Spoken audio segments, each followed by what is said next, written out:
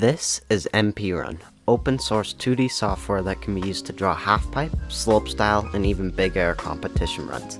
And best of all, it is 100% free and always will be. If you're wanting to learn it, this is the perfect place to start, and this is a tutorial for complete beginners. First, go to the MPRUN website using the link in the description below. Click download for your computer type. If you're on a Mac, double-click the DMG file in your downloads folder and simply drag and drop MPRUN in your applications folder. Search MPRUN in Spotlight and click to open it. If you're on Windows, double-click to run the installer and follow the steps inside it. Find the shortcut and launch MPRUN.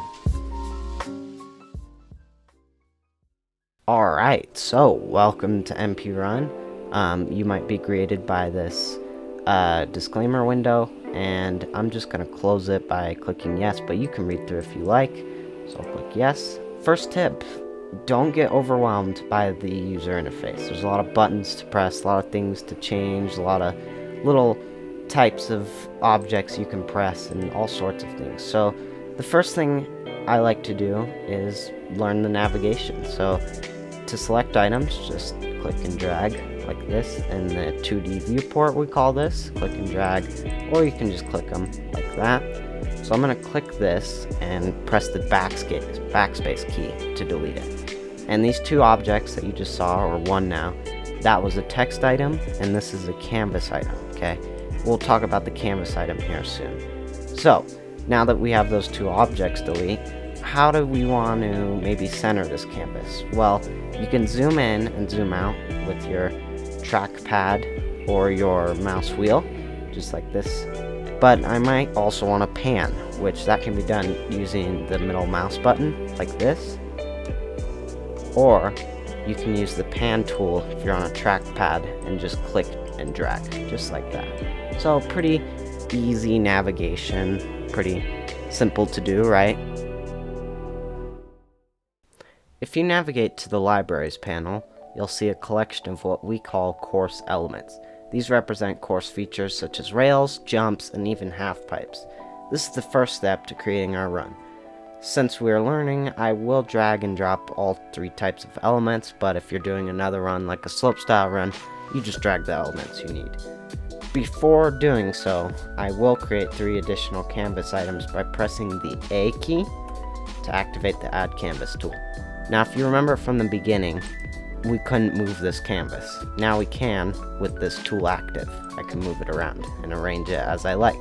So this tool, the reason why we have it is to separate the difference between a canvas and a regular item, okay?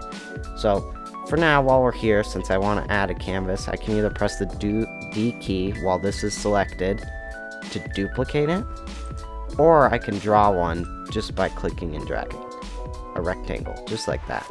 So I'm going to arrange it just like this. You can do however you like, arrange them whatever. We also have tools for that and a whole separate video on these items, because there's a lot more to them than just what I'm showing you right now. Now, it looks pretty solid to me, so I'm just going to stick with this for now and go back to our select tool, or just the spacebar key. Come here to Libraries and drag and drop our elements. So if you can't find certain elements that I'm dragging and dropping, just use the search menu. So I'm going to drag this half pipe right here. I'll drag, let's see. I'll drag a jump, of course, and maybe we want, I don't know, this S-rail. Great. We have a large collection of these items, which is awesome. And if you're searching for the jump, you might notice we only have one, and that's because these can be scaled and distorted to any size. So, for example, if I were to activate the scale tool, I could scale this all the way up to 2000% the original size, and it still doesn't change as far as like pixels go and rendering goes. So it's good there. So now that I have these elements dragged and dropped onto my viewport, I'm gonna arrange them how I like them. I kind of try to keep everything perfect, but it's up to you. And try to keep them within this white canvas area items, because these items are specifically how we export our drawings. So, for example, you couldn't have a half pipe up here and try to say, hey, export this. You would actually have to have it on this canvas to export this canvas, right? So pretty good tip to keep in mind. Keep everything on one canvas item. Okay, great to work with. After we've drawn our course, we are going to essentially draw our path along the course, or where we're going to ride and what features we're going to hit. So to do that, just use the pen tool, or the path tool, which is just the L key for line. I'll make sure this is in focus. There we go. Line, L key, and you can just simply click and drag to draw where you want to ride. So I'm going to do this jump right here and draw where I'm going to hit it. So think about if you were riding on this jump. You would probably have a little bit of this, and then a little turn in, and you land, okay? If that makes sense. Now, you might see this green weird stroke fill looking thing. To get rid of that, select the item by clicking the spacebar key and clicking on it. Come here to the properties panel, down to fill in the appearance section, and click that green button you see. Change it to transparent with this cross icon and click OK. And now that fill is gone. So what about the actual path itself? It's a little jagged and rough, and obviously it's kind of hard to draw with a mouse. So we made a tool for that. Just come up here to Tools in the menu bar, Path, Smooth Path. There you go. And now it's less jagged. It might look a little wonky, and we have other tools for that, which you can just use by clicking the S key. And the S key is essentially the sculpt tool, it's called, and it's how you can edit the path and move it around, just like I'm doing right now. So it's how you sculpt and shape your path, and you can really dive in here and make it perfect, but I'm fine with this right now. So I will go ahead and actually draw the other elements.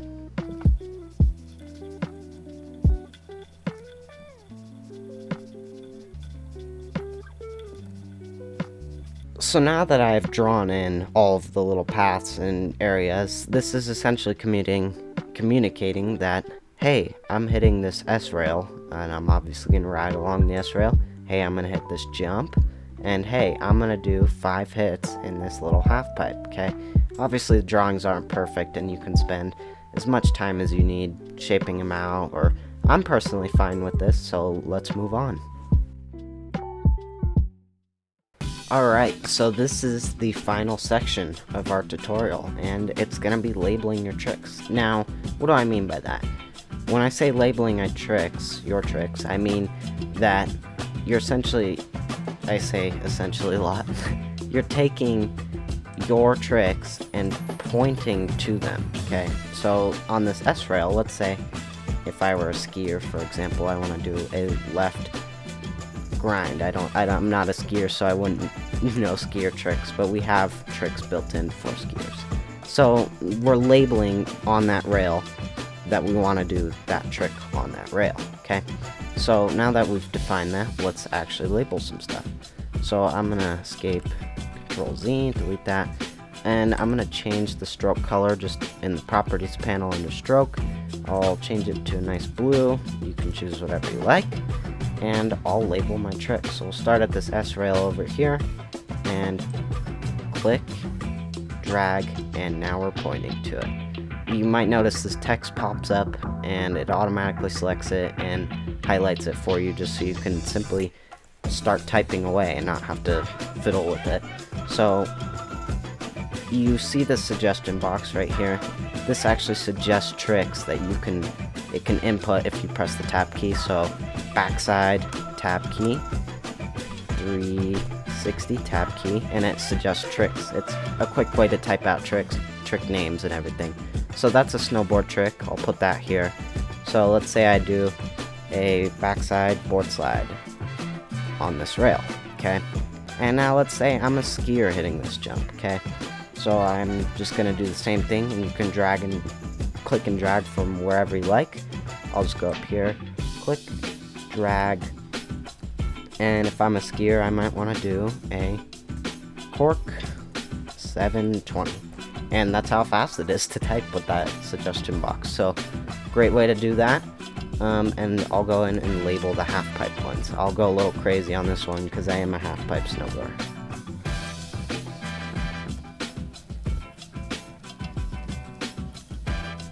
Okay, so we've labeled our tricks, everything is good, our run is pretty much ready for export. So, how do we export? Just go up here to the file menu, and we have lots of options. You might get a little overwhelmed seeing all these. These are all unrelated, but we just want these main options right here. Export canvas and save to iCloud. Now, save to iCloud will save it to your Apple device, for example, an iPhone, and it will save it to your files so that you can access it right from your phone. This is a great way, and I know a lot of people will do this. It's also easily self-done, so I won't really instruct this. I'm just going to use export canvas. Okay, so that pops up this dialog, and you might be a little thrown off on what's going on here. There's like a whole nother view, and it's almost like we've created two viewports, and essentially we have. This is a great way to choose a canvas that you want to export. So select a canvas in here. I'm going to export this jump right here that I like. I like this run. So export this canvas. We have the options to have a transparent background or add a watermark. And I'm just going to click export. Save it to my downloads folder as a PNG file. We have multiple types. Color or whatever you like. My first run. Click save, and there we go. This is the future for athletes. Thank you very much.